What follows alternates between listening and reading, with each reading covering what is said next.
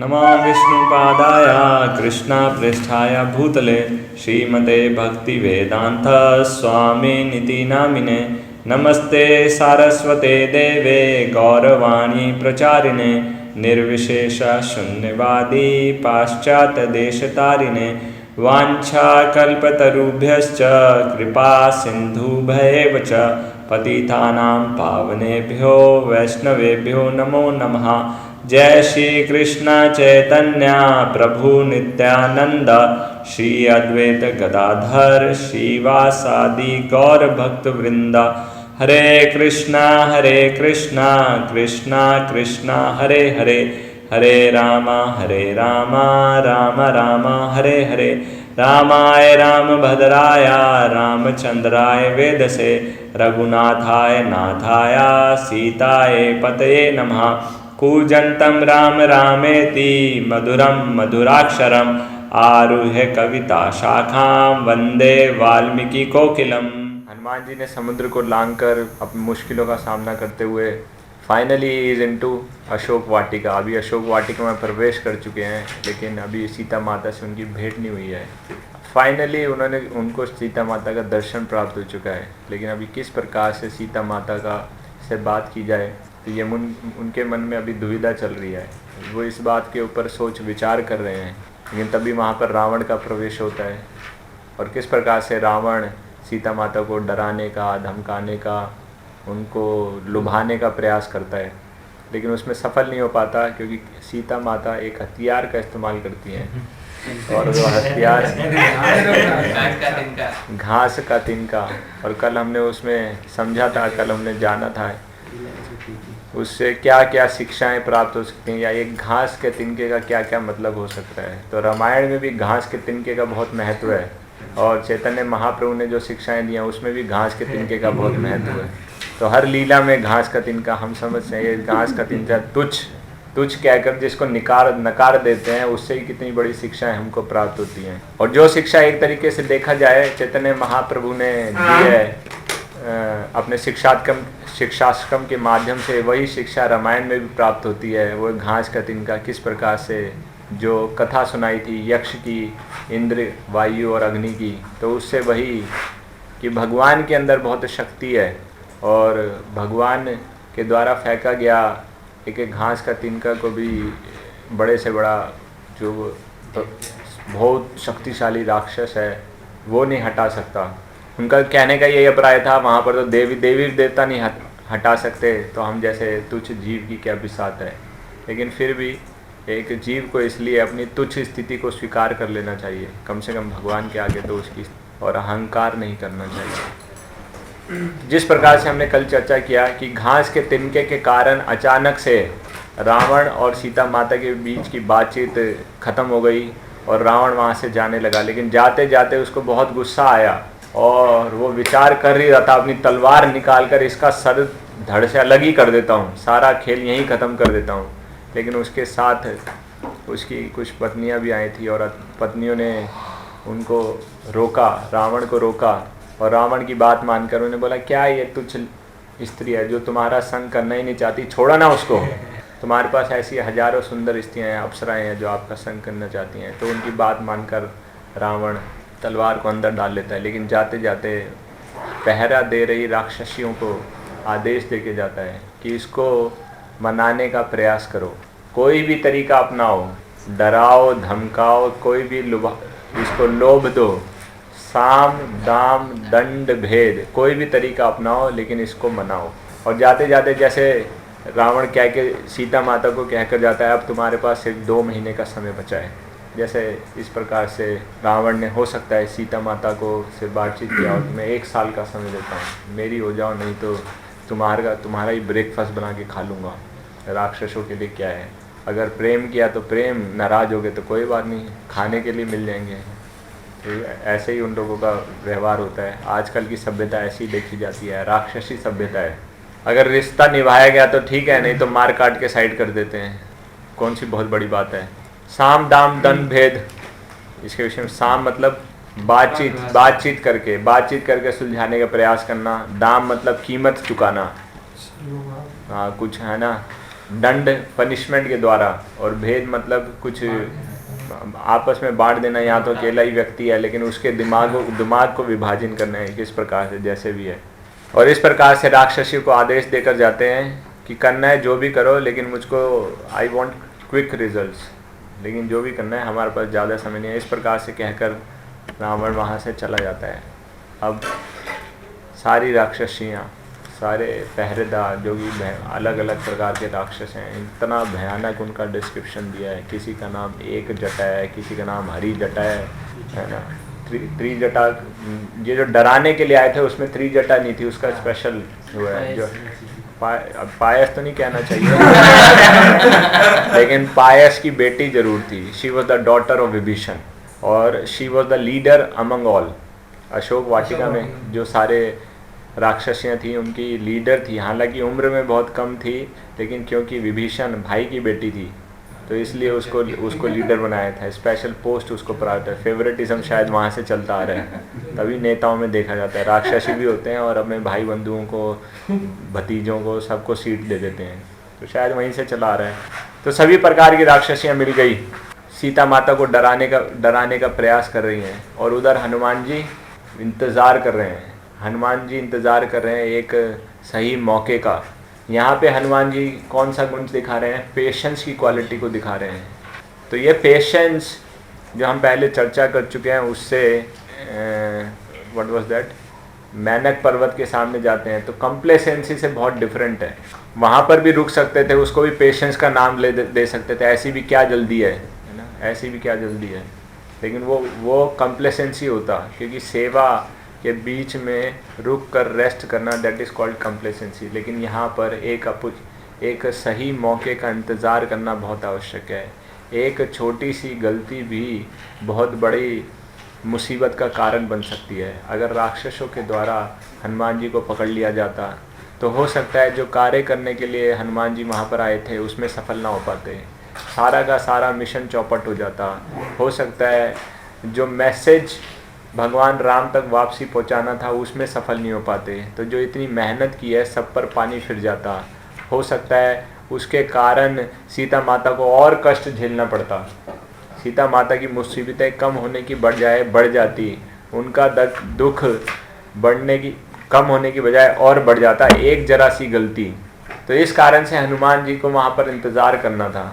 तो ये यहाँ पर वो पेशेंस की क्वालिटी दिखा रहे हैं। तो patience is entirely different from complacency. Complacency से पेशेंस बहुत डिफरेंट है, लेकिन एक भक्त को इस प्रकार से ये दोनों ही क्वालिटी उसके अंदर होनी चाहिए, तभी सही है कि कंप्लेसेंसी नहीं होना चाहिए लेकिन पेशेंस होना चाहिए। दोनों ही क्वालिटी उसके अंदर होनी चाहिए। कंप्लेसेंसी मतलब लेजीनेस से दूर रहना, और पेशेंस अभी सही मौका नहीं है, अभी ये सेवा करने का, अभी ये बात कहने का, अभी इस प्रकार से कार्य करने का ये सही मौका नहीं है, सही मौके का इंतज़ार करना।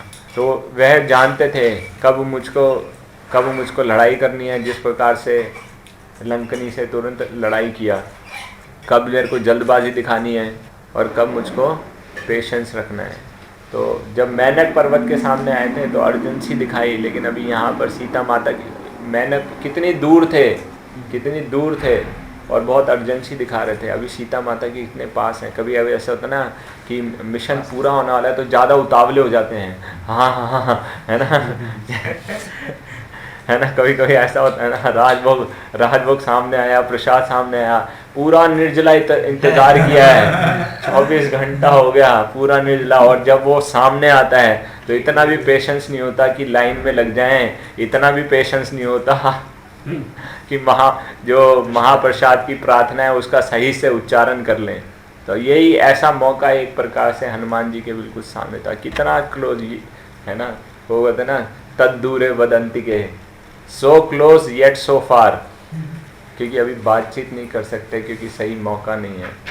सो ही वॉज वेरी क्लोज, उसी वृक्ष के ऊपर है, ऐसा नहीं है एक और दूसरे वृक्ष के ऊपर जाना है, कोई बाधा नहीं है, लेकिन सही मौके का इंतज़ार। और इसी बीच में हनुमान जी इस बात पर विचार कर रहे हैं।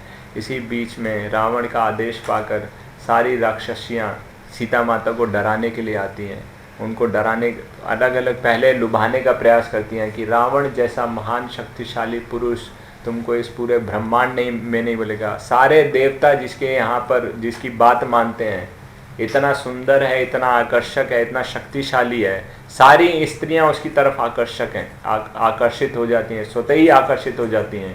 तुम्हें उसकी बात मान लेनी चाहिए। तो इस प्रकार से अलग अलग प्रपोजल देने का प्रयास कर रही हैं। तो जब इस बात से नहीं मानते तो कुछ आती हैं और डायरेक्ट बोलते हैं अगर तुमने रावण की बात नहीं मानी तो हम तुमको ब्रेकफास्ट में खा जाएंगे, है ना, इसके तुम्हारे गर्दन को धड़ से अलग कर देंगे। तो ऐसी ही बातचीत चल रही है। तो सीता माता बोलती हैं रावण तो मेरे मतलब पाँव के नाखून से भी उसको स्पर्श नहीं करूँगी, वो तो इस लायक भी नहीं है। कहाँ राम और कहाँ रावण। तो उनके सामने, उनके गुणों के सामने, उनके चरित्र के सामने और उनकी दिव्यता के सामने, उनके ऑपुलेंस के सामने रावण कुछ भी नहीं है, तुच्छ है, तुच्छ। और मैं उसको बिल्कुल अस्वीकार करती हूँ। तो जब ऐसी बातें चल रही हैं तो राक्षसियों को गुस्सा आ जाता है, अच्छा ये ऐसे नहीं मानेगी, चलो इसका काम तमाम कर ही देते हैं। तो एक राक्षसी अपना भाला और त्रिशूल लेके आती है, अभी इसको हम सबक सिखाते हैं। और वो अभी बहुत डराने का, धमकाने का प्रयास कर रहे हैं। इतने में और सीता माता विचार कर रही हैं कि वो ऐसा विचार कर रही हैं। तो उस समय उनको देखना चाहिए कि एक जीव किस प्रकार से, कैसी स्थिति उसकी हो सकती है। तो वो विचार कर रही हैं कि शायद मेरे पिछले जन्म के या पिछले समय के कुछ पाप पुण्य कार्य होंगे जिसके कारण मुझको ये दिन भोगने को मिल रहा है या ये कष्ट भोगने को मिल रहा है। तो इस प्रकार से ऐसे उस वक्त विचार कर रही हैं और उनको अभी ये सोच रही हैं, ये विचार कर रही हैं, तब सारी राक्षसियाँ उनके एकदम से वो उतावली हो रही हैं। अब उनका पेशेंस ख़त्म हो रहा है, वो मारना चाहती हैं। तभी उनको एक व्यक्ति आवाज़ रुको। तो वो आवाज़ त्रिजटा की है। त्रिजटा उनकी जो कि लीडर है वो वहाँ पर आती है और उनको कहती है कि नहीं मेरी बात सुनो। तो त्रिजटा अभी तक रावण आके चला गया, त्रिजटा उस समय सो रही थी तो उठी भी नहीं। तो ये एक स्पेशल प्रिविलेज था उसको, क्योंकि पसंदीदा भतीजी कह सकते हैं, भाई की बेटी थी। तो नहीं भी आई तब भी कोई बात नहीं, रावण ने देख के अनदेखा कर दिया। और कोई होता तो शायद उसकी हालत खराब तो लेकिन इतना सब उसके बाद वो नींद में उठ के आई और कह रही रुको मेरी बात सुनो। उन्हें क्या हो गया अचानक, मैंने ऐसा एक सपना देखा है जिसको सुनकर तुम सब हक्के बक्के रह जाओगे और सारी की सारी स्थिति बदल जाएगी।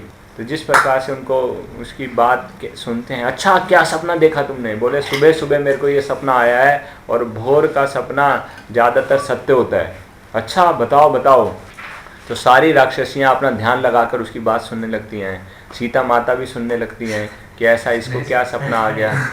और हनुमान जी भी अपना थोड़ा सा कान लगाते हैं। अच्छा सारा सीन बदल दिया इसने एक तरीके से, जो अभी जहाँ पर खून खराबा होने वाला था वो सब रुक गया है। तो सपना बताती हैं कि मैंने देखा, अब अपने सपने को डिस्क्राइब करिए। मैंने देखा कि भगवान राम, वो भगवान तो नहीं बोलेंगे, हम बोलेंगे, हम तो बोलेंगे ही, ठीक है। तो मैंने राम को देखा, भगवान राम को देखा, बहुत सुंदर सफ़ेद वस्त्रों में वो आ रहे हैं। और शायद वो पालकी थी या वो एक रथ था, है ना, जिसको सफ़ेद घोड़ा, जिसके आगे सफ़ेद घोड़े लगे हुए थे। भगवान राम उस पर विराजमान थे। और फिर मैंने देखा कि उनके साथ लक्ष्मण भी थे। और कुछ समय बाद मैंने देखा कि भगवान राम एक सफ़ेद हाथी के ऊपर आए हैं जिसके 4 दांत हैं। और उस हाथी पर बैठकर आए और उन्होंने सीता को अपने साथ ले लिया। और फिर पुष्पक विमान में बैठ के उनके साथ लक्ष्मण भी था, वो यहाँ से चले गए। अच्छा, और उसके बाद मैंने रावण को भी देखा। अच्छा, तो रावण को देखा कि वो ऐसे रथ पर सवार है जिसके आगे गधे जुटे हुए हैं और उसने रक्त के समान कलर के वस्त्र पहने हुए हैं, उसका सर मुंडा हुआ है।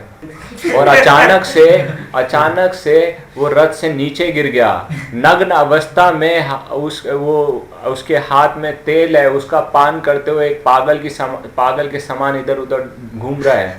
फिर मैंने देखा कि कुंभकर्ण भी एक ऐसे रथ में जा रहा है जिसके आगे ऊंट लगे हुए हैं और पीछे पीछे मेघनाद है।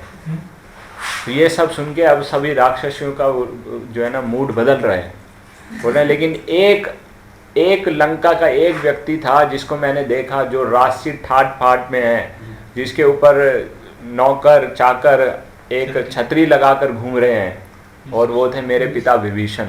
तो हनुमान जी ये बात सुन रहे हैं। यहाँ पर अभी देखो खून खराबे की बातचीत हो रही थी, अभी राम की विजय की बात हो गई, अभी वहाँ पर महात्मा विभीषण की चर्चा हो रही है। तो ऐसे समय तो हनुमान जी के मन में क्या विचार हो रहा है कि ऐसे स्थान पर राम का नाम सुनना, ऐसे स्थान पर विभीषण जैसे संत की बात आना, तो वो इस बात पर विचार करते हैं कि अब विभीषण की अगर चर्चा करें तो विभीषण कहाँ पर रहकर भक्ति कर रहे थे, कोई भी उनका फेवरेबल सर्कमस्टांसिस नहीं थे। ऐसे इन्वायरमेंट में रहकर वो भक्ति कर रहे थे जहाँ पर चारों ओर उनको संग भी नहीं है, उनका कोई एसोसिएशन भी नहीं है, और एनवायरनमेंट भी फेवरेबल नहीं है, लेकिन वो भक्ति कर रहे थे, भगवान के नामों का उच्चारण करते थे। तो भक्ति कहीं पर भी रहकर, किसी भी सर्कमस्टांसिस पे रहकर, किसी भी अनफेवरेबल क्या बोलते हैं सर्कमस्टांसिस में रहकर भक्ति करना पॉसिबल है। तो यही हनुमान जी के मन में विचार आ रहा है कि जिस तरह से राम हर जगह विद्यमान है, भक्ति भी हर जगह विद्यमान है, और भक्त भी हर जगह हैं। तो राम हर जगह है, भक्ति भी कहीं पर भी की जा सकती है, कैसा भी स्थान हो, और भक्त हर जगह उपस्थित हैं। तो इस प्रकार से ऐसे उनके मन में विचार आ रहा था। और हनुमान विभीषण जी का एग्जाम्पल बहुत सटीक एग्जाम्पल है। कभी कभी हम फेवरेबल सर्कमस्टांसिस की इच्छा करते हैं कि ये स्थिति हमारे साथ नहीं है। कभी कभी भक्त भी ऐसा कहते हैं कि stars are not in my favour, लेकिन भक्ति स्टारों के आधार पर नहीं होती, भक्ति के आधार पर होती है। भक्ति का आधार भक्ति है। तो किसी भी स्थिति में भक्ति की जा सकती है। ये बहुत हमको इससे यहाँ पर शिक्षा मिलती है। प्रभुपाद जी के देखें, प्रभुपाद जी के शिष्यों का एग्जाम्पल देखें। अमेरिका जैसी जगह में गए जहाँ पर कोई फेवरेबल सर्कमस्टांसिस नहीं था, ऐसे लोग मिल रहे थे जो शुरू में तो प्रभुपाद जी का अगर देखा जाए तो इतना ज़्यादा सपोर्टिव नहीं था। डेविड नाम का एक व्यक्ति था जिसने प्रभुपाद जी के ऊपर अटैक कर दिया था, क्या बोलते हैं LSD के नशे में LSD के नशे में प्रभुपाद जी को रातों रात वो अपार्टमेंट खाली करना पड़ा, जान का इतना खतरा। लेकिन प्रभुपाद जी ने ऐसा नहीं बोला ये मुझे वापस जाना चाहिए, यहाँ क्या कोई भी फेवरेबल सर्कमस्टांसिस नहीं है। तो फेवरेबल सर्कमस्टांसिस की आशा रखना जैसा हमने चर्चा की, या एनवायरनमेंट को बदलने का प्रयास करना, व्यक्ति को अपने आप को बदलना चाहिए और अपने एटीट्यूड को बदलना चाहिए, अपने नज़रिए को बदलना चाहिए कि किस प्रकार से ऐसे सर्कमस्टांसिस में रहकर भी भक्ति की जा सकती है। यही भक्त के या भगवान के उस भक्त के लक्षण है जो कि भक्ति दृढ़ता से भक्ति करना चाहता है। सर्कमस्टांसिस तो कभी फेवरेबल होंगे, कभी नहीं होंगे, कभी साथ में होंगे, कभी अलग भी हो सकते हैं, लेकिन कभी कभी ऐसा देखा जाता है कि हल्की सी कोई भी स्थिति खराब होती है तो भक्त लोग भक्ति को छोड़ देते हैं। तो ये उतना उचित नहीं है। विभीषण जी का एग्जाम्पल, प्रहलाद महाराज का एग्जाम्पल, कैसी उनकी स्थिति होगी, अपने फादर ही पुत्र को मारने का प्रयास कर रहा है, लेकिन उसमें भी उन्होंने भक्ति नहीं छोड़ी। तो बहुत बहुत अच्छा एग्जाम्पल है हमारे पास।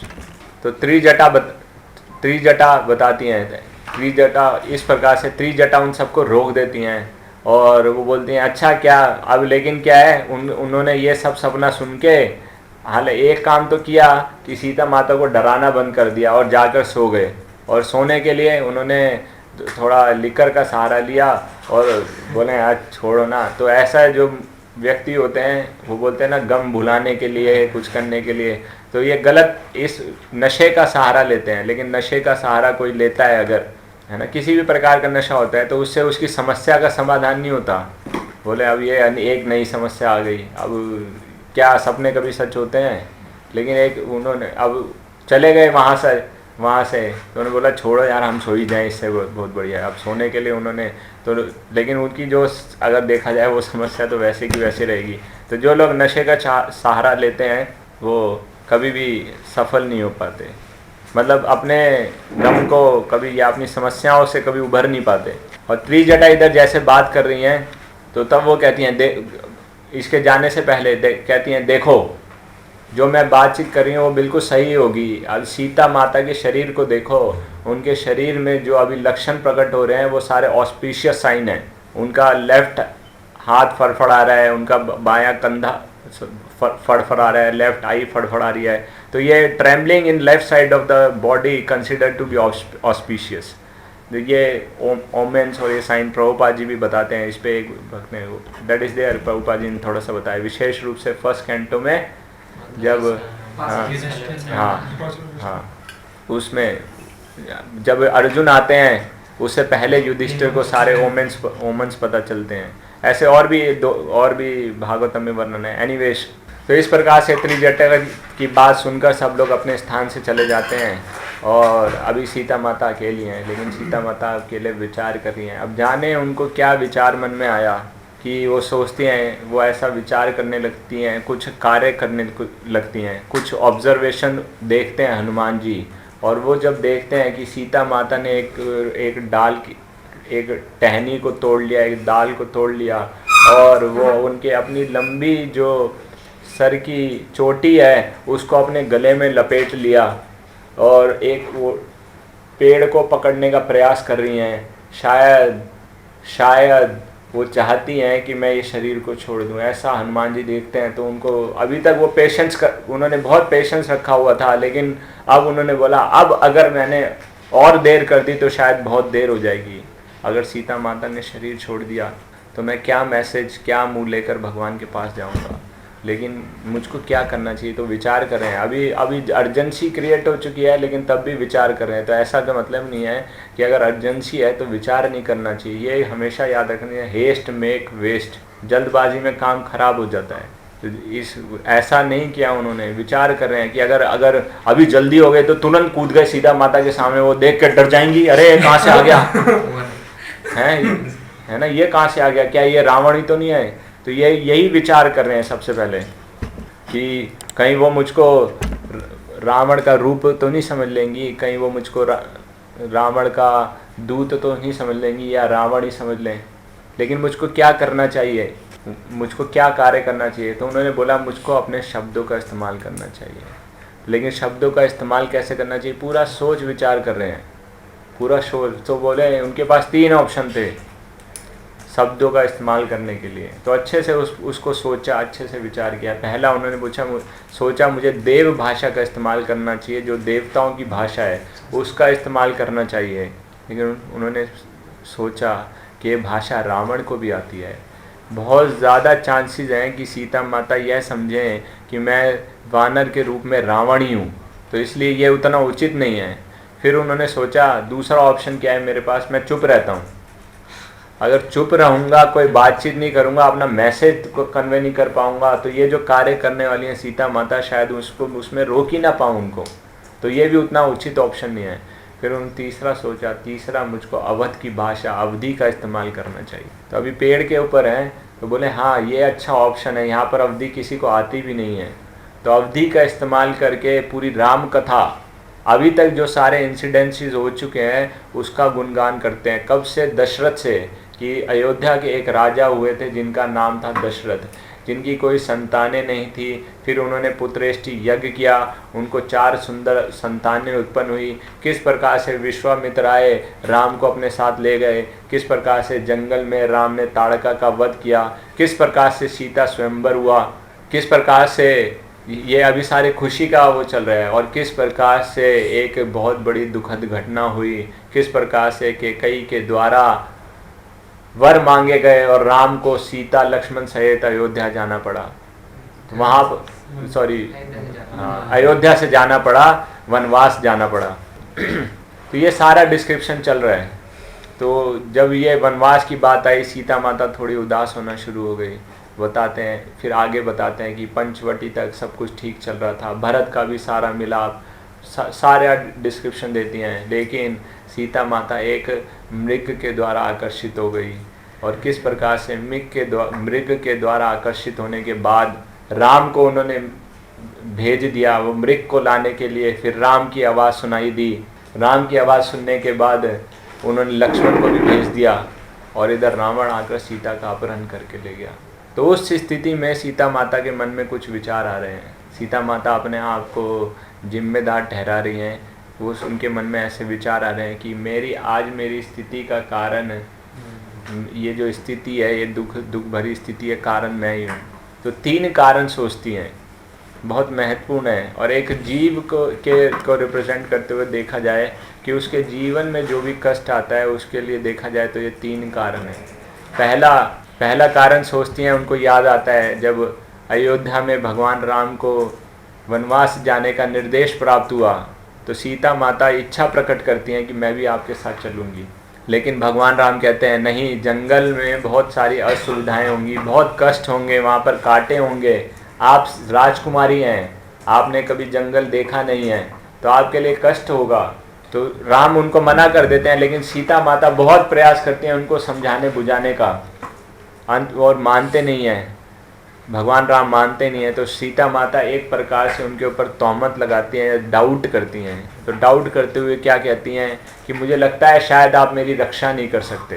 तो ये एक उनसे गलती हुआ कि उन्होंने डाउट किया भगवान के ऊपर कि भगवान मेरी रक्षा नहीं कर सकते या राम मेरी रक्षा नहीं कर सकते। लेकिन एक जीव को, एक भक्त को भगवान के ऊपर हमेशा विश्वास होना चाहिए कि रक्षति इति विश्वासो, भगवान हर स्थिति में मेरी रक्षा करेंगे।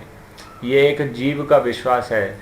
जो जीव ऐसा विश्वास कर लेता है उसको किसी भी प्रकार का कोई कष्ट जीवन में महसूस नहीं होता। व्हाट इज़ दैट भजन, कर ले विश्वास आरत दुख नहीं, जीव Krishnadas. Okay, so that is little different.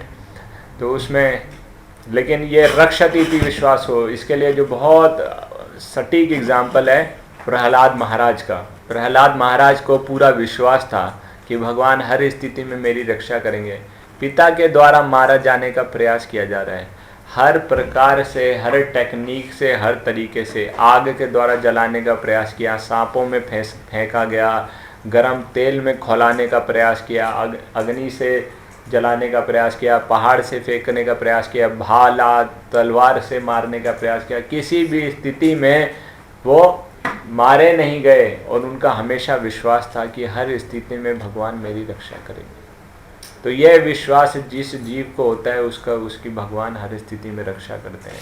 और अंत में क्योंकि उनका ऐसा विश्वास था कि मेरी रक्षा करने के लिए तो भगवान आप सर्वत्र विद्यमान है, इस खंबे से भी प्रकट हो सकते हैं। और उनकी बात को रखने के लिए, उनकी रक्षा करने के लिए भगवान नरसिंह देव ने अपना प्राकट्य उस एक पिलर से भी ले लिया। तो जिस जीव को ऐसा विश्वास होता है उसके जीवन में किसी प्रकार का कोई कष्ट नहीं होता। तो जीवन में अगर कोई स्थिति भी आती है तो वो उसको ऐसे देखता है कि कोई अगर ऐसी स्थिति आती है तो उसको किस प्रकार से देखता है कि कोई ना कोई शिक्षा भगवान मुझको देना चाहते हैं कि कैसे मुझको शिक्षा कैसे लेनी है और भगवान के प्रति अपने शरणागति को बढ़ाना है, ना कि कम करना है। तो ये एक पहला कारण था। दूसरा कारण पंचवटी में जब सोने के मृग के द्वारा आकर्षित हो जाती हैं और भगवान राम को भेजती हैं कि आप जाइए ये सोने का मृग मेरे लिए लेके जाइए। तो वो मृग एक प्रकार की उसको क्या गया है, मृग तृष्णा। तृष्णा मतलब पाने की इच्छा, यानी कि काम, दैट इज काम। तो वो ऐसा विचार कर रही हैं कि मैंने राम के बजाय काम को चुना। तो जब राम के बजाय काम का चुनाव कर लिया जाता है तो वो कष्टों की शुरुआत वहाँ से हो जाती है। 13 वर्ष वन में रहने के बावजूद भी कोई कष्ट नहीं था, सुविधाएं नहीं थी, फिर भी कोई कष्ट नहीं था। लेकिन क्योंकि हमेशा राम का चुनाव किया, हमेशा राम के साथ रहे। वनवास आने का कारण भी राम का चुनाव करना था। तो वनवास के कष्ट भी कोई कष्ट महसूस नहीं हुए क्योंकि राम का चुनाव किया था। लेकिन सिर्फ एक बार उन्होंने ऐसा निर्णय लिया, जब राम का चुनाव नहीं किया, वो काम का चुनाव कर लिया। और जब काम का चुनाव कर लिया तो कष्टों की शुरुआत शुरू हो गई। और तब से लेकर आज तक 10 महीने हो चुके हैं, कष्ट ही कष्ट, इतने कष्ट जिसका अंदाज़ा भी नहीं लगा सकते। तो जीव के सारे कष्ट इसीलिए हैं। ये भौतिक जीवन की शुरुआत काम के कारण ही होती है। अगर भगवद गीता में आप पढ़ेंगे तो प्रभुपाद जी लिख रहे हैं, the basic principle of this material existence is lust और काम मतलब इच्छा, भगवान से अलग रहकर भोगने की इच्छा। तो भगवान साथ में है, उससे संतुष्टि नहीं है। ये एक जीव के उसमें दिखा रहे हैं कि क्या लेसन हमको लेना चाहिए। उससे भगवान प्राप्त साथ में कि भगवान को ही भेज दिया, आप जाइए और इस मृग को लेकर आइए। तो वो कारण बना। जब ऐसा किया जाता है जीव के द्वारा तो कष्टों का कारण बनता है। भगवान को भेजने के बाद जो रक्षा के लिए लक्ष्मण जी वहाँ पर विद्यमान थे, राम की आवाज़ सुनकर कि वो लक्ष्मण लक्ष्मण चिल्ला रहे हैं, सीता माता थोड़ी सी परेशान हो गई, चिंतित हो गई कि भगवान राम कष्ट में तो नहीं है। लेकिन लक्ष्मण को कोई चिंता नहीं थी, वो जानते थे ये मारीच की आवाज़ है, भगवान राम को कोई संकट हो ही नहीं सकता, है ना। लक्ष्मण आदि गुरु भी हैं और भगवान के शुद्ध भक्त भी हैं, तो उनको पता है कि भगवान पे किसी प्रकार का कोई संकट नहीं आ सकता, उनको किसी प्रकार की कोई दिक्कत नहीं है। जैसे बलराम जी कालिया दमन लीला में देख रहे होते हैं, तो वो भी आदि गुरु हैं, वो देख रहे हैं ये सब लीला चल रही है, इनको किसी प्रकार का कोई कष्ट नहीं हो सकता। लेकिन यहाँ पर चिंता कर रहे हैं माता सीता, और लक्ष्मण जी को जाने के लिए कहती हैं। उनकी चिंता इतनी बढ़ जाती है कि लक्ष्मण जी को बहुत फोर्स करती हैं। लक्ष्मण जी मना करते हैं, उनको समझाने का प्रयास करते हैं, लेकिन जब लक्ष्मण जी उनकी बात आसानी से नहीं मानते तो उनके ऊपर तोहमत लगाती हैं, उनके ऊपर लांछन लगाती हैं। ऐसे लक्ष्मण के ऊपर जिन्होंने 14 साल के उस पीरियड के दौरान सीता माता को नज़र उठाकर भी नहीं देखा, जब बाद में सीता माता को पहचानने की बात आई तो बोले शक्ल से नहीं पहचान सकता, चरणों से पहचान लूँगा, तो कभी देखा ही नहीं। ऐसे लक्ष्मण के ऊपर तोहमत लगाई या कि आप शायद मेरा भोग करना चाहते हो और इसी मौके का शायद इंतज़ार कर रहे थे कि कब मैं आपको अकेली मिलूं। तो इस प्रकार से वो लक्ष्मण जी का एक पूरा उसमें वो है, हम उसमें नहीं जा रहे अभी कि उनका क्या भाव चल रहा था, ऐसा डिस्कशन वैसे हो चुका है। लेकिन सीता माता ने इस प्रकार से जब लांछन लगाया या एक प्रकार से डाउट किया, जो आदि गुरु हैं लक्ष्मण या भगवान के शुद्ध भक्त हैं, उनके ऊपर जब डाउट किया तो उनका सारी समस्या उनकी शुरू हो गई। तो गुरु में डाउट करना या भक्तों के ऊपर डाउट करना, उनमें संदेह करना, फेथ नहीं होना, सारी की सारी समस्या की शुरुआत यहीं से होती है। सारी की सारी कष्टों का शुरुआत यहीं से होती है, जब किसी को गुरु में फेथ ना हो, जब किसी को भक्तों के अंदर फेथ ना हो, सारी की सारी समस्या की। जैसे पहला नाम अपराध भी क्या बताया जाता है, हाँ, जीवन अपने भगवान नाम के प्रचार में जीवन को समर्पित करने वाले भक्तों की निंदा करना। फिर दूसरा, तीसरा, तो एक तरीके से देखा जाए तो तीनों में क्या चीज़ कॉमन है, तीनों में भगवान के भक्त कॉमन है। 3 नाम अपराध, तीनों में भगवान के भक्त कॉमन है। अलग अलग एक्सप्लेनेशन है उनका, लेकिन देखा जाए तो शिव ब्रह्मा आदि की बात करते हैं, उनको भगवान से अलग नहीं देखना, तो यहाँ पे भी भक्तों का वर्णन आ रहा है, ठीक है। तो ये कि उनको अलग भी देखना, अलग देखने का एक ये भी मतलब, ऐसा भी अलग देखने का मतलब ये भी, वो तो वहाँ पर उनके नामों की बात हो रही है, लेकिन अलग देखने का ये भी मतलब है कि उनके भाव को भी अलग देखना, और ये एक प्रकार से उनकी निंदा ही है ना। कभी कभी साधारण रूप से देखा जाए तो गौस रूप से, है ना, गुरु का या भक्तों का अपमान नहीं किया जाता, है ना, जिस प्रकार से सीता माता ने यहाँ पर किया, तो ऐसा नहीं है कि किया जाए, लेकिन सटल रूप से भी कई बार अनजाने में अपने अज्ञानता के कारण या मूर्खता के कारण भक्त लोग ऐसा कर बैठते हैं, तो उससे भी बचने का प्रयास करना चाहिए कि वो अपराध में तब्दील हो जाता है। जैसे एक कॉमन रीज़न होता है जिसको हम फैमिलियरिटी कहते हैं, कैजुअल एटीट्यूड ब्रिंग्स कैजुअलिटी। कभी कभी कहते हैं ना, अग्नि और गुरु से उचित दूरी बनाकर रखनी चाहिए। अग्नि से बहुत ज़्यादा दूर रहेंगे तो उसके ताप का लाभ प्राप्त नहीं होगा, बहुत ज़्यादा नज़दीक आ जाएंगे तो अधिक ताप प्राप्त होगा और जलकर भस्म हो जाएंगे। इसी प्रकार से गुरु उनके साथ ज़्यादा दूर रहेंगे, उनके निकट ही नहीं आएंगे, उनके संपर्क में ही नहीं आएंगे, तो उनकी शिक्षाओं का लाभ प्राप्त नहीं होगा, उनके संग का लाभ प्राप्त नहीं होगा, और उनके बहुत नज़दीक आ जाएंगे तो फैमिलियरिटी हो सकती है, उनको भी एक साधारण मानव के रूप में देखेंगे, और फिर देखेंगे ये भी ऐसी हैं, वे भी ऐसी हैं। जैसे सीता माता ने एक साधारण व्यक्ति की तरह, उनको कामुक व्यक्ति की तरह देख लिया और उनके ऊपर डाउट करने लग गई। संशय आत्मा विनश्यति, भगवद गीता बताती है। तो इसी प्रकार से एक पास टाइम है, प्रभुपाद जी का जना निवास प्रभु इस पास टाइम को बताते हैं कि हम सब मायापुर में थे और मंदिर के बाहर गंगा की तरफ गए, और प्रभुपाद जी के सामने कुछ भक्तों ने इच्छा प्रकट की, क्या हम गंगा स्नान कर लें। तो प्रभुपाद जी ने बोला that is already you can do. बोला हमारे पास गमछे नहीं है, तो प्रभुपाद ने बोला कोई बात नहीं, कोपिन में स्नान। तो एनीवेज प्रभुपाद के पास गमछा था, उनका सर्वेंट उनका गमछा लेकर आया था। प्रभुपाद जी ने भी वहाँ पर स्नान करना शुरू कर दिया, और फिर प्रभुपाद जी अलग स्नान कर रहे हैं, कुछ भक्त लोग आपस में स्नान कर रहे हैं। और जब भक्त लोग जाते हैं पानी के अंदर जाते हैं तो वाटर स्पोर्ट्स खेलने की बहुत इच्छा होती है, तो आपस में पानी फेंकते हैं, आपस में पानी फेंक रहे हैं, एक दूसरे के ऊपर पानी फेंक रहे हैं और आनंद ले रहे हैं, है ना। तो प्रभुपाद जी ने उनकी तरफ देख कर कहा that is all right, this is okay. Chaitanya Mahaprabhu भी ये किया करते थे। तो प्रभुपाद जी ने ऐसा कहा कोई बात नहीं। तो अभी तक सब भक्त लोग आपस कर रहे थे, उनमें से एक भक्त ने क्या किया, प्रभुपाद जी के ऊपर भी पानी डालना शुरू कर दिया। तो प्रभुपाद जी ने उनको कहा don't become too familiar with your guru. और उन्होंने उस भक्त को और उसके साथ एक और भक्त जो ऐसा कार्य कर रहे थे उनको डांट लगाई, क्योंकि वो प्रभुपाद के ऊपर जल डालते हुए साथ में कीर्तन भी कर रहे थे, चिंतामणि प्रकर सद्म सुकल्प वृक्षा लक्षावृतेषु सुरभीर विपालयंतम, ऐसे की जैसे स्नान करा रहे हो। लेकिन उनका दैट इज़ जो अपने दोस्तों के साथ वहाँ पर कर रहे हैं वही वो गुरु के साथ सीनियर डिवोटी के साथ कर रहे हो, सो that is sine of familiarity. तो धीरे धीरे उनको एक साधारण व्यक्ति की तरफ समझने लगेंगे और फिर उनके अंदर भी वो दोष देखेंगे जो कि दूसरों के अंदर देखते हैं। तो ये इससे बचने का हमको प्रयास करना चाहिए। और कभी कभी हम गुरु के इंस्ट्रक्शंस को बहुत साधारण ले लेते हैं, या कभी कभी उसको ठीक से समझ नहीं पाते, या कभी कभी उसका उनके मूड को किस प्रकार से समझना चाहिए उसको नहीं, या हमारा डीलिंग उतना उचित नहीं होता। तो इसका भी एक बहुत अच्छा पास टाइम है। तो एक ये प्रभुपाद ये स्टोरी सुनाते हैं। प्रभुपाद बताते हैं कि एक गुरु जी थे जिनका एक डिसाइपल था जो कि बहुत एक्सपर्ट था ऑर्गेनाइजेशन में, मैनेजमेंट करने में। तो गुरु जी के सारे प्रोग्राम को अच्छे तरीके से वो ऑर्गेनाइज कराता था। तो एक बार गुरु जी ने उसके पास कुछ पैसे रखवाए।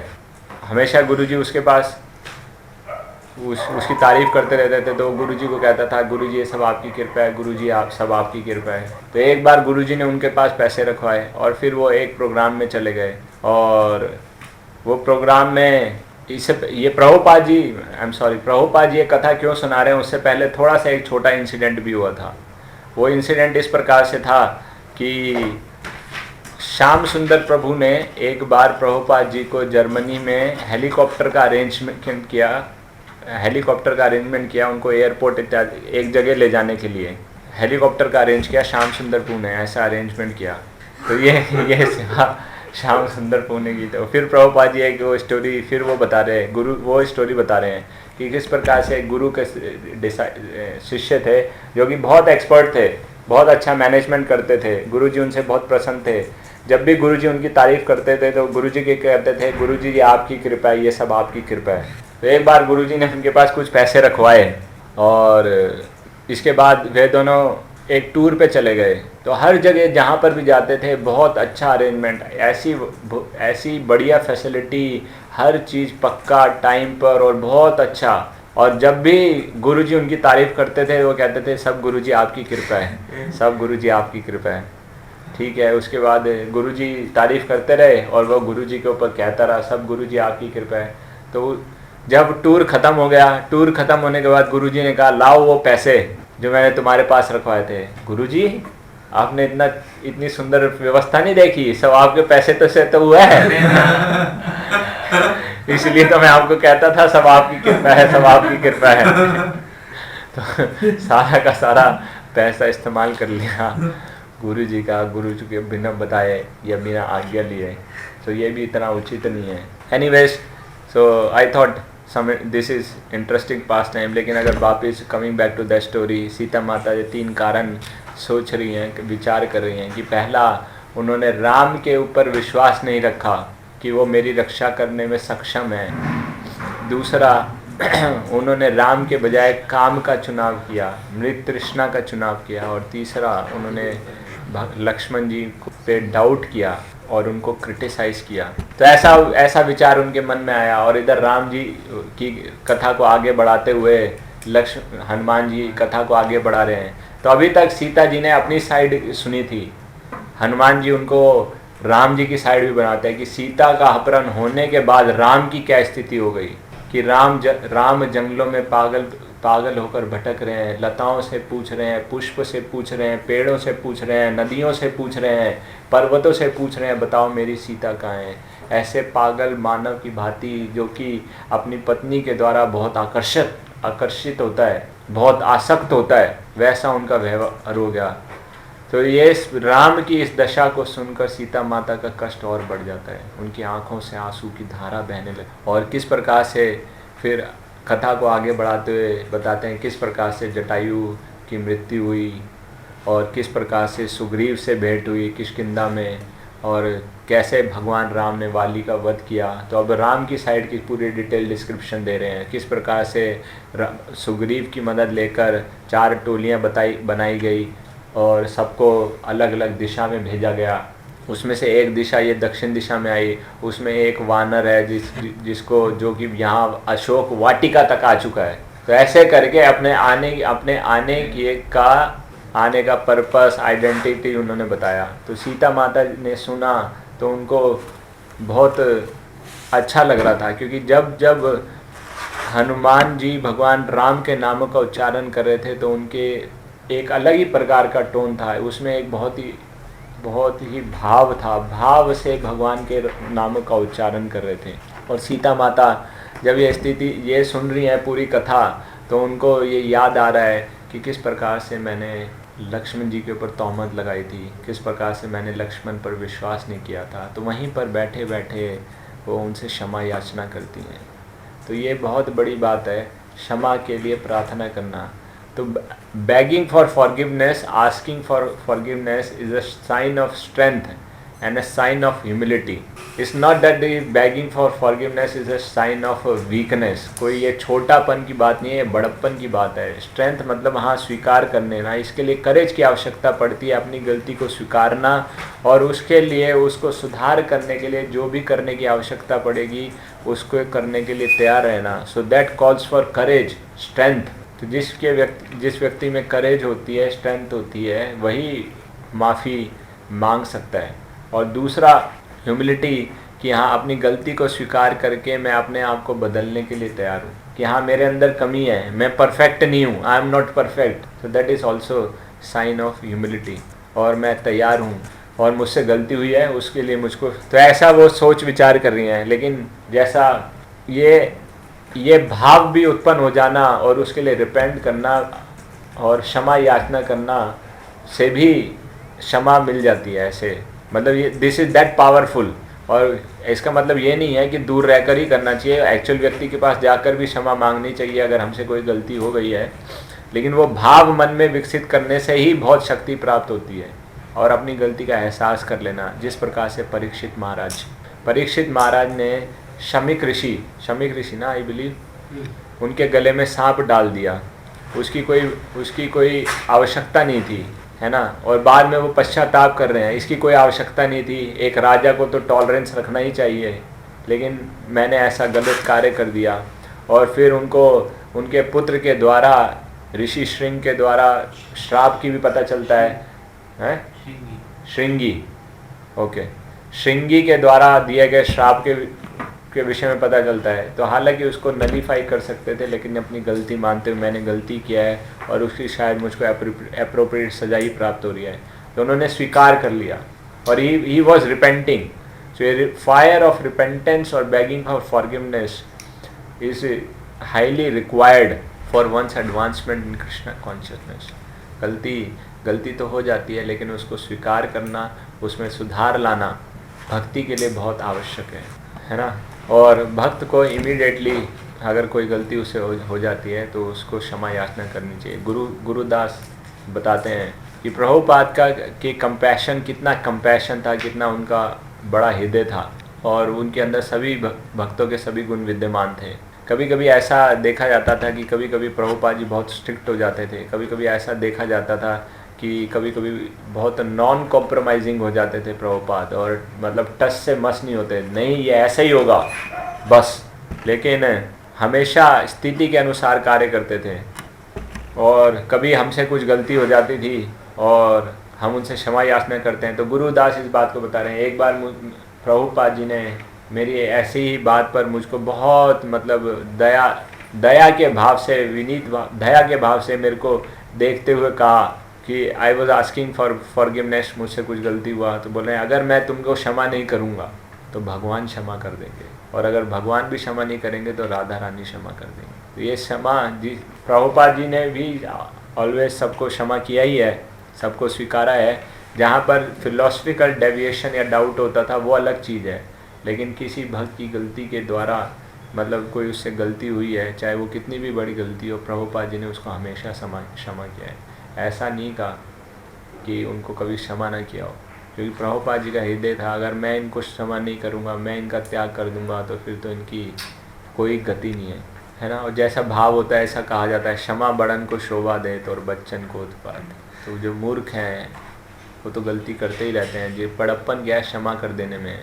तो ये तो हुआ प्रभुपाद जी का कि प्रभुपाद जी ने क्षमा कर दिया, लेकिन प्रभुपाद जी का एक ऐसा पास्ट टाइम भी आता है where he begged for forgiveness. Prabhupada Vrindavan में थे अपने ऑलमोस्ट आखिरी दिनों में, 77 की बात है, जहाँ पर कृष्णदास बाबा जी उनसे मिलने के लिए आए थे। और उनसे बातचीत करते हुए भक्त लोग बताते हैं कि प्रभुपाद जी उनसे बार बार हाथ जोड़कर गिड़गिड़ा के उनसे माफ़ी मांग रहे थे, कृपया मुझे क्षमा कर दीजिए, प्लीज़ मुझे क्षमा कर दीजिए, मैंने अपने गुरु भाइयों के प्रति बहुत अपराध किया है, मैंने वैष्णवों के प्रति बहुत अपराध किया है। लेकिन फिर उनसे बहुत, मतलब literally he was begging for forgiveness. और कहते हैं मैं क्या करता है ना, मुझको I had to preach strongly, guru Maharaj की आज्ञा को पालन करने के लिए मुझे थोड़ा सख्ती से प्रचार करने की आवश्यकता थी। तो उनकी बात को समझते हुए कृष्णदास बाबा जी उनको थोड़ा सांत्वना देते हैं, उनके हाथ को मसलते हैं और उनको कहते हैं कि इसमें कोई ऑफेंस नहीं है स्वामी जी, है ना, आपकी तरफ से कोई ऑफेंस नहीं हुआ, अभी आप इस बात की चिंता मत कीजिए, इस बात को भूल जाइए। लेकिन प्रभुपाद जी पूरी तरह गिड़गिड़ा रहे थे क्षमा याचना करने। हालांकि ऐसा कुछ ओकेजन पे हम देखते हैं कि Prabhupada was strictly saying few words about his God brothers, but he was feeling very bad about it. तो ऐसा नहीं है कि प्रभुपाद जी ने उस स्थिति में अपने गॉड ब्रदर्स को कुछ कहा तो हमारे को भी अधिकार प्राप्त हो गया, हम भी कह सकते हैं। नहीं, Prabhupada really showing by his example this is, हमको ऐसा नहीं करना चाहिए, और गलती हो जाए तो उसको स्वीकार के तुरंत माफ़ी मांगने के लिए तैयार रहना चाहिए। So that is one lesson we can have. तो ये चर्चा पूरी करने के बाद अपना एक तरीके से अपनी आईडी डिस्क्लोज करने के बाद कि मैं कौन हूँ, कहाँ से आया हूँ, मेरा क्या पर्पस है।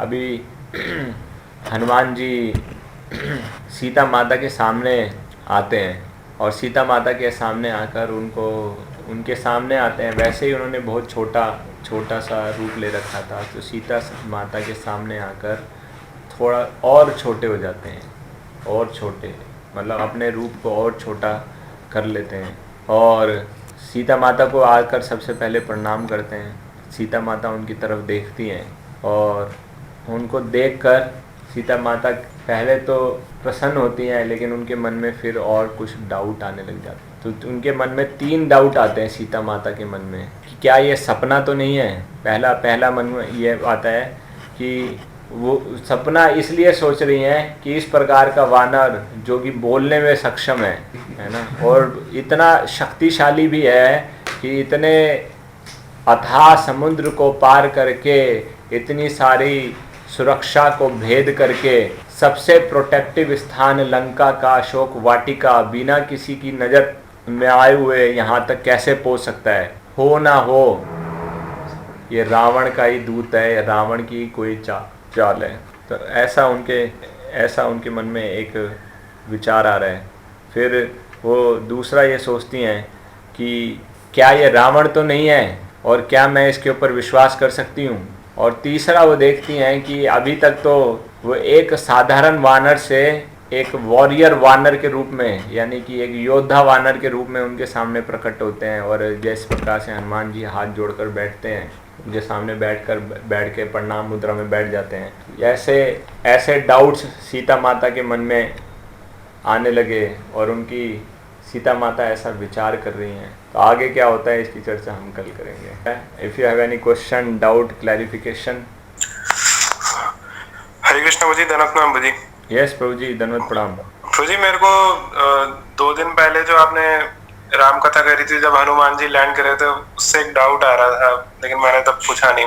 प्रभु जी, आपने जैसे डिस्क्रिप्शन बताया था कि रावण इतना इंटेलिजेंट था कि उसे सब नक्षत्र पता थे, कब 2.5 साल ये होते हैं वो होते हैं, लेकिन इसके दूसरी तरफ देखते हैं कि वो फैसिलिटीज भी सारी भगवान विष्णु की यूज कर रहा है। त्रिकुट पर्वत को यूज करा और यमराज जी को अपना चौकीदार बनाया और लंकेशनी को भी ब्रह्मा जी का वहां से लिया। सारे ऑस्पिशियस साइंस भी उनके लेता था, जिनको उन्होंने लटकाया हुआ था। यमराज जी को भी रुद्रपाश से बांधा था, क्योंकि पता था वो शिव जी की डिसरिस्पेक्ट नहीं करेंगे। तो like despite having so much intelligence, like people, like Asuric people take so much facilities of Lord Vishnu and then at the same time like deny what? The facilities or the existence of God? मतलब जैसे Lord Krishna को देखते हैं, he is independent and his activities also exhibit independence, like he runs from the battlefield. He is not fearful that what will people think about me. When Indra throws so much varsha, he lifts the Govardhan. But at the same time, these asuras, they depend upon Lord Vishnu also on his facilities. अपने आप से तो कुछ कर नहीं सकते हैं, और लेकिन फिर facilities उसमें भगवान विष्णु को ही आंख दिखाते हैं। And they are intelligent also. तो रावण इतने मूर्खता और कैसे, मतलब क्या मतलब मूर्खता कैसे? मतलब कोई इतना मूर्ख कैसे हो सकता है? कि मतलब क्या मूर्खता वाला कार्य किया उसने कि पहले तो भगवान राम से पंगा कैसे ले लिया? मतलब लॉर्ड विष्णु की फैसिलिटीज यूज करके ही वो इतना ऊपर तक इतना पावरफुल बना। हिरण्यकश्यप भी मंदर पर्वत पे गया था ऑस्टेरिटीज करने। Yes, that is all right, but what is your question? And at the same time he feel that I am independent of Lord Vishnu and I can defeat Lord Vishnu. So these simultaneously, मतलब वो इतना intelligent नहीं था कि वो ये चीजें समझ पा रहा था। उसको ज्ञान था, लेकिन ज्ञान कवर हो गया था काम के कारण। आवृतम ज्ञानन एते ना ज्ञानिनो नित्य वैरिना काम रूपेन खौंतया दुष्पूरेन अनलेन चा। कि जब काम का प्रभाव होता है तो ज्ञानियों का ज्ञान भी ढक जाता है। ये बिल्कुल यहाँ पर सटीक है कि हालांकि उसको ज्ञान तो था, लेकिन वो काम के द्वारा इतना प्रभावित था, चाहे हिरण्यकश्यप हो चाहे रावण हो, तो उनकी अपनी भौतिक इच्छाएं इतनी थी कि वो राम को नहीं प्राप्त करना चाहते थे, राम की शक्तियों को भोगना चाहते थे। और सीता माता को भोगना यानी लक्ष्मी को भोगना, राम को नहीं की सेवा नहीं करना, तो ये इसी कारण से उसको मृत्यु प्राप्त हुई। तो ये कोई भी व्यक्ति होगा, कोई भी ज्ञानी व्यक्ति होगा, जब वो काम से प्रभावित हो जाएगा तो उसका सारा का सारा ज्ञान नष्ट हो जाता है। और ज्ञान का मतलब, जब हम ज्ञान की बात करते हैं तो ज्ञान का सबसे पहली बात क्या है? हाँ, ज्ञान में ये जानना, ज्ञान के कि आई एम नॉट दिस बॉडी, मतलब अगर देखा जाए मैं कौन हूँ, भगवान कौन है, हमारा उसके साथ संबंध क्या है, उस संबंध को कैसे रिवाइव करना है और उस संबंध को नरिश करने के लिए क्या करना है, यानी सेवा करनी है, भगवान की सेवा करनी है। तो वो सेवा नहीं करना चाहते, वो एंजॉय करना चाहते हैं। जिसका ज्ञान जो भी, अगर ये तो रावण और हिरण्यकश्यप बहुत प्रोमिनेंट एग्जाम्पल हैं। आजकल तो हजारों लाखों रावण घूम रहे हैं। आजकल तो बहुत लोग हैं ना जो भगवान के एग्जिस्टेंस को डिनाई करते हैं और सारी फैसिलिटी को एंजॉय करना चाहते हैं। ऐसे तो लोग हैं आजकल, तो वो इनके अवतार ही हैं। So they are representative of Ravana and Hiranyakashipu, but they are not as powerful as Ravana and Hiranyakashipu की भगवान को स्वयं मानना पड़े। उनके लिए तो कोरोना ही काफ़ी है, हजारों लाखों लोगों को ध्वस्त कर देगा, नेस्तनाबूद कर देगा। शायद दुनिया की सुपर पावर प्रभु 2.5 लाख से ज़्यादा कोरोना के पेशेंट हो चुके हैं, जानते हो आप? हाँ, है ना? हालत ख़राब है उसकी, कह नहीं रहा लेकिन हालत ख़राब है। एक कोरोना ने परेशान कर दिया है ना। तो कृष्णा आएंगे तो क्या कर देंगे, लेकिन आएंगे नहीं, आवश्यकता नहीं है। जिसके लिए भगवान की एक नज़र ही काफ़ी है, एक कोरोना ही काफ़ी है, उसके लिए भगवान को आने की क्या आवश्यकता है ना? I hope it helps. Yes, it helps. ठीक है, so let's wind up here. Hare Krishna. Sitaram Lakshman Hanuman की जगत गुरु शील प्रभुपाद की। निताई गौर प्रेमानंदे।